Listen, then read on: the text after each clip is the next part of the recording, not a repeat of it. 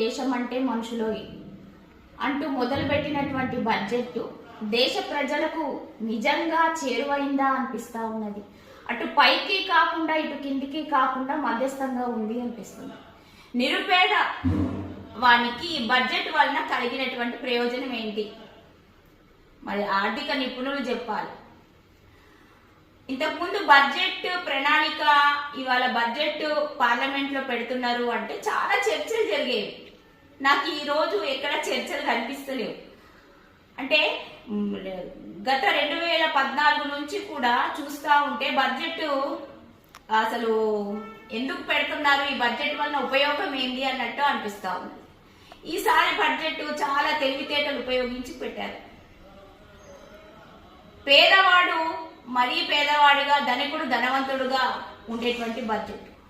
ఈ దేశంలో 100 రూపాయల నుంచి 150 రూపాయలు తీసుకొచ్చి వాడి ఆదాయం అంతైతే అంతలోనే కుటుంబాన్ని పోషించే వాడికి ఈ బడ్జెట్ వలన ఉపయోగం ఏంటి? ఈ దేశాన్ని పాలించేటువంటి పాలకులు సామాన్య ప్రజానికాని గురించి ఆలోచించకపోతే మరి వాళ్ళ పరిస్థితి ఏంటి? దీని గురించి ఏ పాలకులు ఎందుకు ఆలోచించరు? దేనికి బడ్జెట్? వాళ్ళు పెట్టినటువంటి బడ్జెట్ లో తెలంగాణ రాష్ట్రానికి ఖాళీ చేతులు, ఉత్త చేతులు చూపించింది. మరి తెలంగాణ రాష్ట్రంలో బీజేపీకి సంబంధించినటువంటి ఎంపీలు కానీ కేంద్ర మంత్రులు కానీ ఉన్నారు. వాళ్ళ నోళ్ళలో బెల్లం పెట్టుకున్నారా?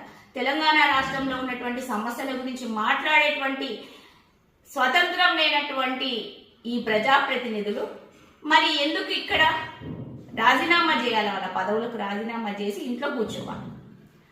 12 లక్షల ఆదాయము ఉన్నటువంటి వాళ్లకు పన్ను మినహాయింపు అన్నారు. ఇందులో కూడా కోరీలు పెట్టిండ్రు. అది మనకి అందరికీ అర్థమైతా ఉన్నది. పెట్రోల్, డీజిల్ అనేది నిత్యావసరంలో ఒక వస్తువు అయిపోయింది. మంచినీళ్ళు ఎంత అవసరమో పెట్రోల్, డీజిల్ కూడా అంతే అవసరం. కనీసం దాని తగ్గుదల గురించి ఎవరూ మాట్లాడినటువంటి పరిస్థితి లేదు. బడ్జెట్ లో దాని గురించి పెట్టినటువంటి దాఖలాలు కూడా కనిపిస్తాయి.